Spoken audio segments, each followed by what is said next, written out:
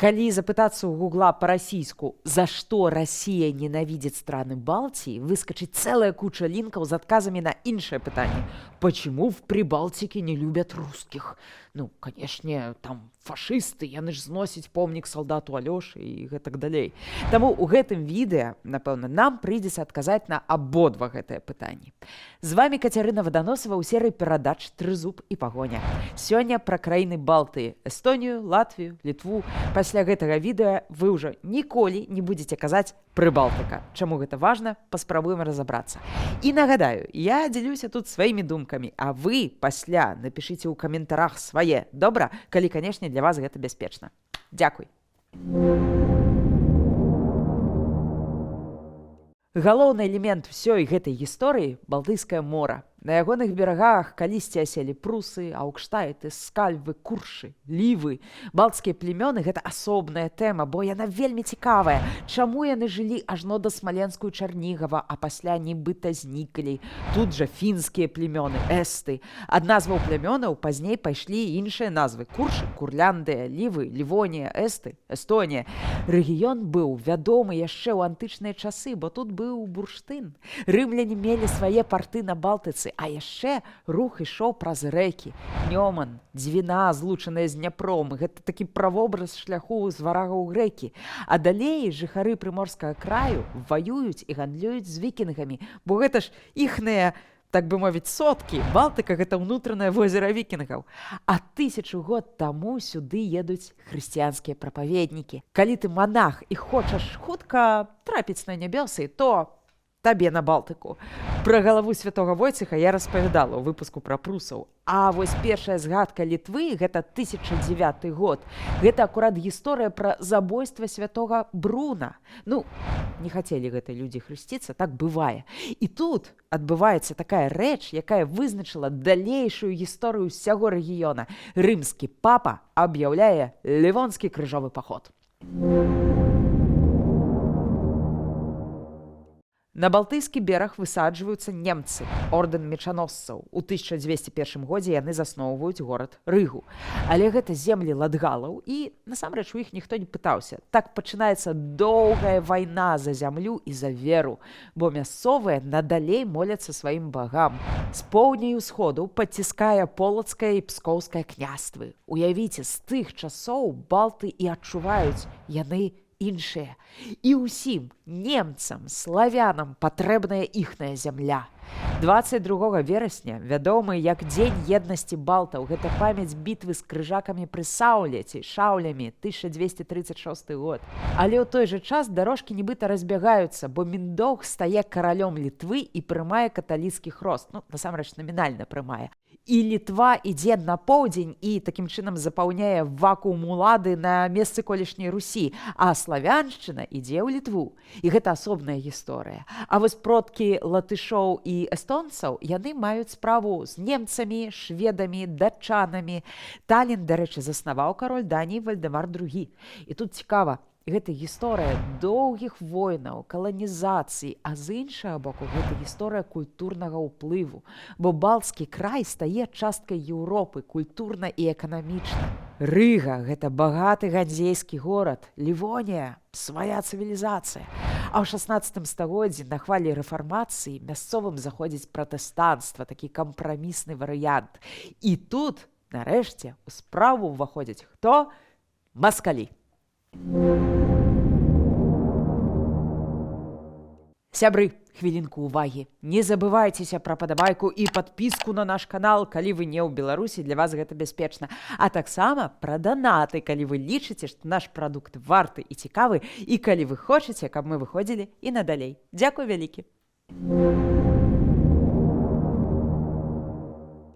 Лівонскі ордэн у 16 стагоддзі гэта пра эканоміку, а не пра вайну за веру. І яны імкнуцца да саюзу з вялікім княствам літоўскім. Але Масква выкарыстоўвае гэта як нагоду для вайны, доўгай і страшнай лівонскай вайны. Страшнай яе палічылі ўжо тады праз небывалыя зверствы маскавітаў і генацыд. Ім ужо тады быў патрэбны выхад на Балтыку, каб выбрацца са сваёй глушы. Па зубах Івану Грознаму дае Стефан Баторый, бо ён пераносіць вайну з Лівоніі на Масковію, на тэрыторыю ворага. Браво! Эстонія застаецца за Швецыяй. Выспа Саарэма за Даніяй, Лівонія, Курляндыя адыходзяць Рэчы Паспалітай. У Рызе, дарэчы, круты манетны двор, таму вялікая доля нашай тагачаснай манеты адтуль з ключыкамі, гербам горада. Усё 17 стагоддзе гэта батл, файт за Балтыку паміж Швецыяй і Рэчу Паспалітай. А шведы на той час гэта супер вайсковая машына. Але парадокс у тым, што сам край усё адно развіваецца і багацее. Рыга – гэта вольны горад. Дэрбт – Тарту сучасны, там універсітэт. Тут друкуюць кнігі, працуюць школы, семінарыі. Усе разумеюць, што бераг Балтыкі – гэта ключ да лагістыкі балта-чарнаморскага рэгіёну. І да гэтай тэмы зноў вяртаюцца маскалі.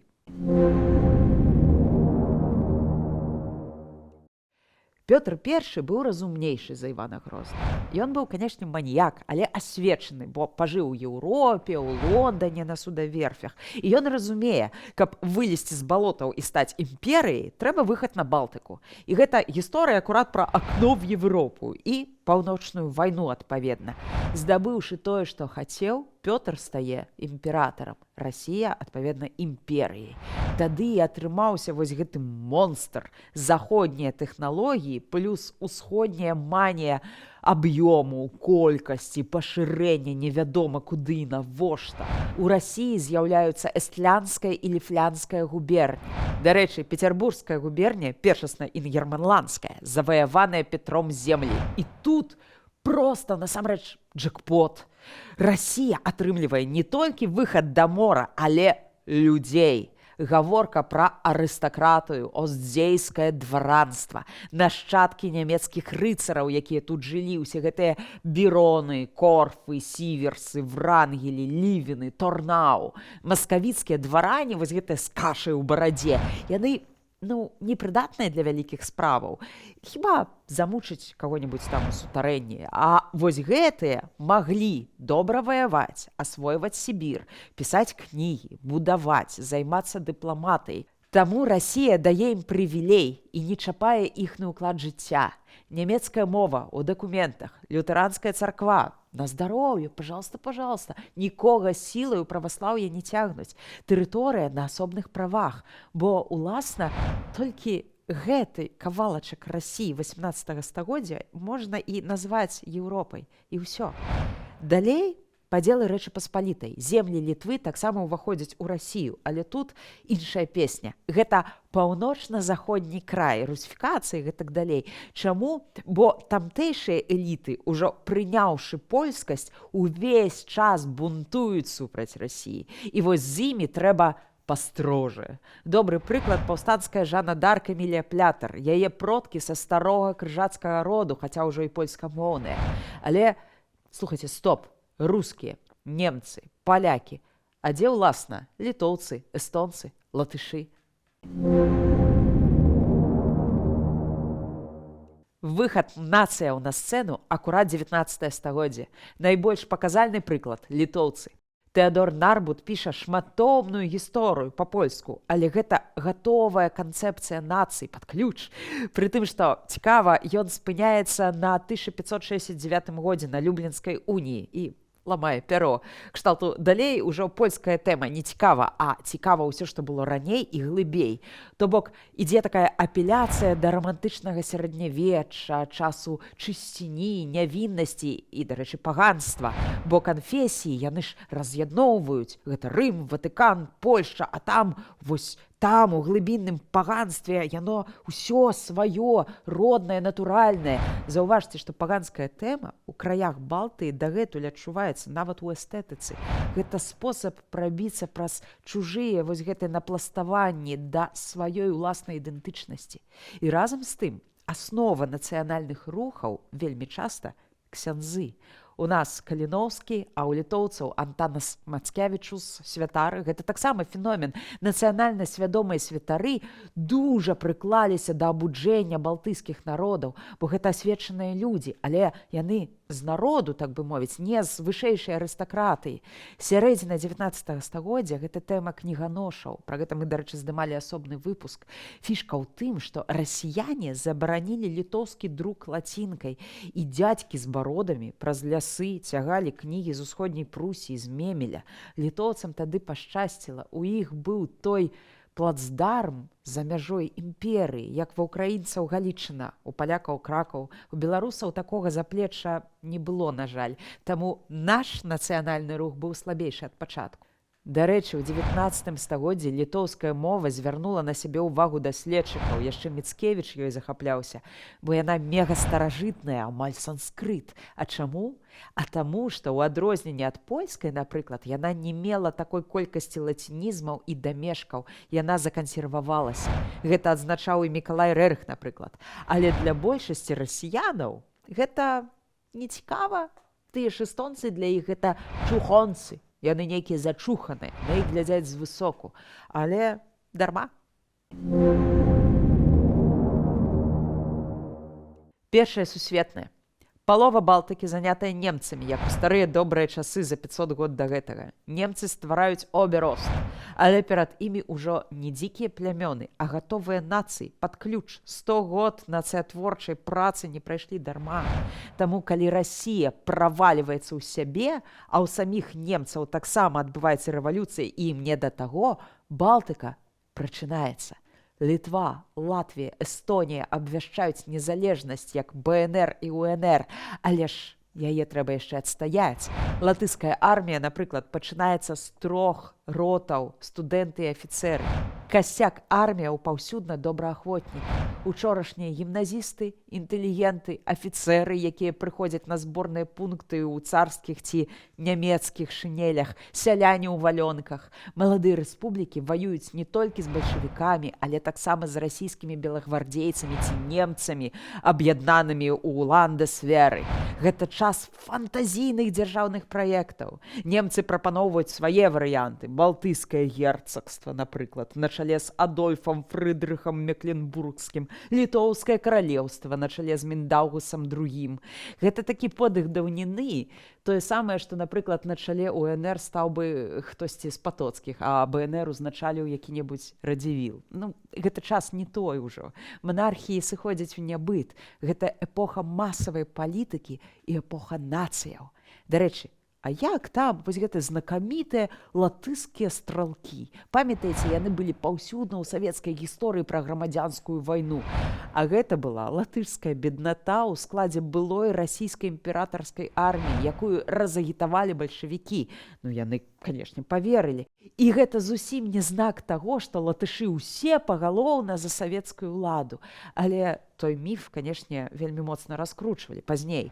Дарэчы, у складзе арміі маладой Літвы асобным батальёнам ваявалі і беларусы. Найбольш заўважным там быў Александр Ружанцоў.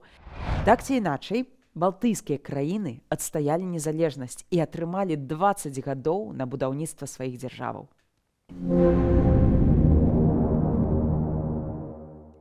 Тое міжваеннае 20годдзе вельмі важнае, бо ў адрозненне ад Беларусі ці Украіны літоўцы, латышы, эстонцы паспелі адвучыць у гімназіях некалькі пакаленняў на сваёй мове са сваімі каштоўнасцямі.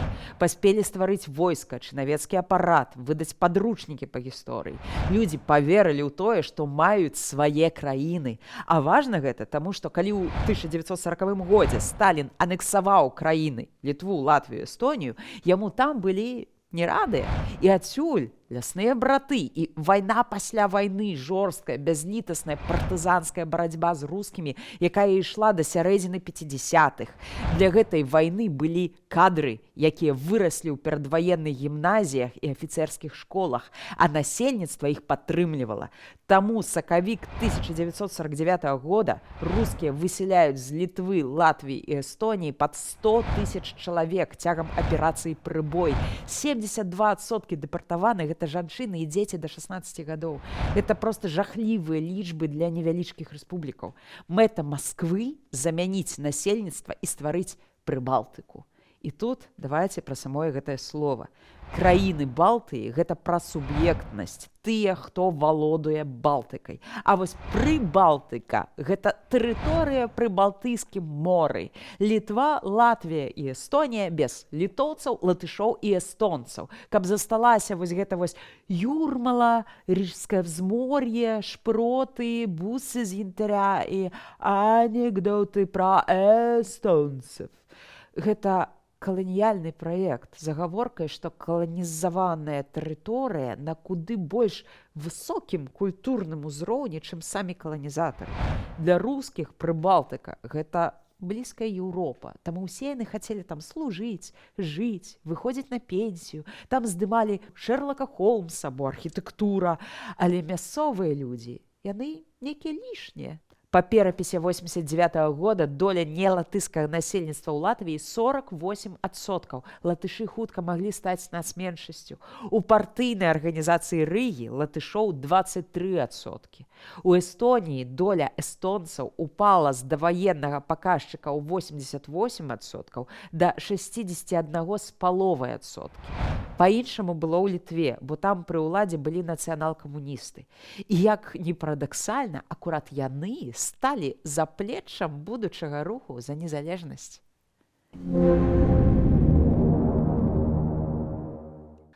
У другой палове 80-х краіны Балтыі гэта лакаматыў барацьбы за свабоду ў СССР. Але свабода не бясплатная. Барыкады, танкі, вулічныя баі. У Вільні ў студзені 91-го загінула 14 чалавек, у Латвіі 6. Гэта час сумна вядомых апрычнікаў імперыі рыскага і віленскага АМОНа. За кадрам засталіся спробы КДБ ствараць насуперак народным франтам свае франты. Інтэрнацыянальныя франты трудзяшчыхся на чале з начальнікамі заводаў і былымі ментамі, бо яны былі абеспакоены ростам нацыяналізма. Яны бадаліся ўжо нават не за СССР, а за самое права быць тут рускімі, быць галоўнымі. Бо Таллін, паўночны ўсход Эстоніі, Рыга, Клайпеда, часткова Віленскі край. Гэта тэрыторыі панавання рускай мовы на канец 80-х гадоў. І гэта патэнцыйныя кропкі, дзе магло палхнуць, як, напрыклад, у Прыднястроўі. Дарэчы, роўна тады ж Масква запускае пальцы на Донбас, у Закарпатце, у Гагаузію. Літва, Латвія, Эстонія, яны адстаялі незалежнасць і адстаялі сябе. Таму, напэўна, не трэба дзівіцца, што ўслед за гэтым пайшлі законы пра грамадзянства, законы пра веданне мовы таксама, тэма гістарычнай памяці, прыборка савецкіх помнікаў. Усё тое, за што з 90-х гадоў і па сёння чапляецца расійская прапаганда, маўляў, гэта ж фашызм падымае галаву. Бо кожная спроба быць не рускім у іхным разуменні гэта фашызм.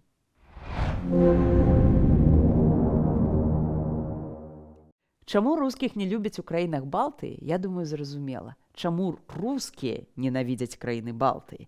Бо рэгіён для іх мега важны. Без яго яны азіяцкая імперыя, а літоўцаў, латышоў і эстонцаў не атрымалася і не атрымаецца перарабіць на рускіх, яны зусім іншыя. І адсюль паходзіць гэтая нянавісць і зайздрасць. Вось што рабіць, калі хочаш глядзець звысок на тых, хто культурна багацей і вышэй за цябе? Правільна, трэба назваць яго фашыстам. Неяк так. А можа быць і па-іншаму. Як вы думаеце? Пішыце ў каментарах. А на сёння час развітвацца. Будзьма разам з сапраўднай гісторыяй. Будзьма разам з Украінай.